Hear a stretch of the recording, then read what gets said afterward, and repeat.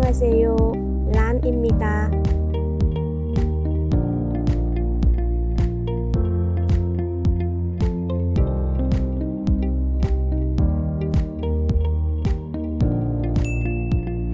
Hồ bơi.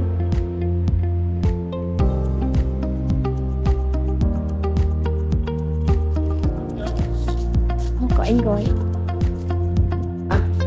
Anh đợi em một chút để em dẫn chị em. Chị cũng xem em.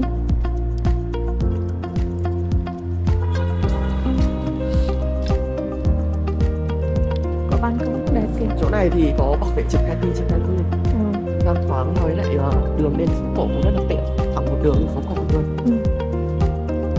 Không không.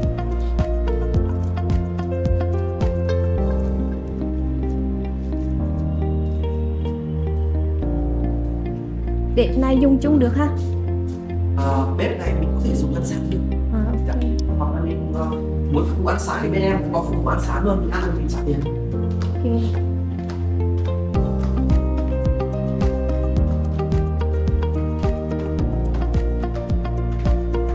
Hiện tại có phun phong nhiều không anh? Hiện tại hôm nay em sử dụng đây thì mùa này có thể để lại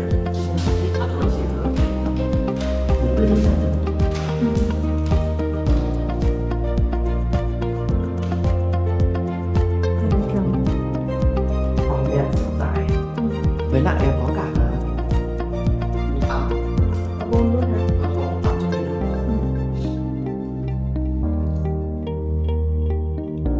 Nhà vệ sinh trong này. Phòng rộng quá. Giá hồi nãy em check cho chị là giá của tầng trệt, nhưng mà em nếu mà mình ở nguyên tháng thì em free Upgrade. cho mình lên phòng ban công thôi.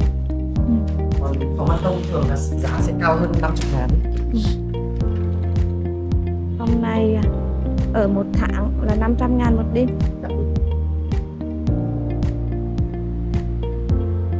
Chỉ có hai loại phòng, một loại hướng ra ban công và một loại bên kia là không có ban công đó. Không, một loại đó là ở dưới tầng trệt. Bọn em có một hai loại. loại phòng, mà tầng trệt thì chỉ có loại 2 giường. Bắn hồ bơi này đây. Hồ bơi sử dụng chung. Vâng, hồ bơi sử dụng. Ok.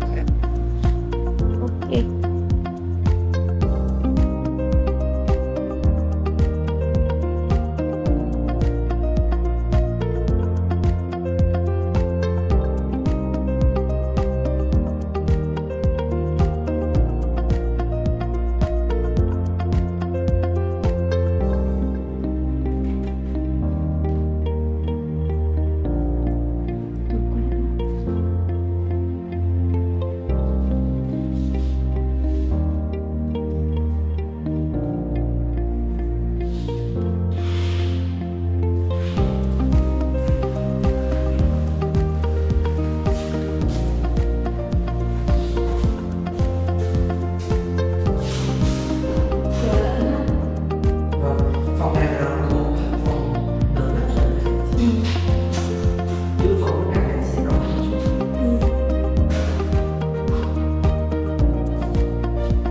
Phòng này thì em chắc chắn luôn là với cái khung phần giá thì nó cũng là phòng to nhất ở Đúng rồi, 500.000 chị thấy view đẹp và thoáng. Thôi, bếp có thể dùng chung được. Vậy hợp lý. Nếu như mà giá ngày thôi thì là bao nhiêu em? Giá ngày thì cũng giống như vậy thôi, thì khoảng tầm dao động từ 550 đến 600 so với những ngày So với giá tháng. cao điểm á. Còn nếu mà mình 550 đến 600. Ô, còn về nếu mà quá rẻ hợp lý. hơn thì chỉ rơi vào tầm khoảng 350 đến 450. Mấy ngày bình thường là có phòng rồi chị. Rẻ nhất Ủa, 350 đến 450 là loại phòng nào? ví dụ như phòng cao với lại đường ban công á, thì sẽ khoảng tầm 400 450 tùy vào cuối tuần hay không. Là phòng bên này đúng không? Vâng, phòng đây trên tầng 3 chị. Còn phòng này sẽ là khoảng tầm 400, còn mấy phòng dưới này sẽ hơn 350, 350. Y chang nhau mà. Nhưng mà phòng bên này nó sẽ nhỏ hơn chút này chị. Phòng kia nó sẽ rộng hơn.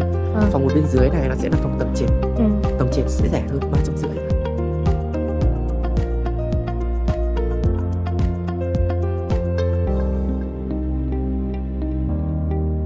Mình mới xem cái phòng này 500. 500 một đêm.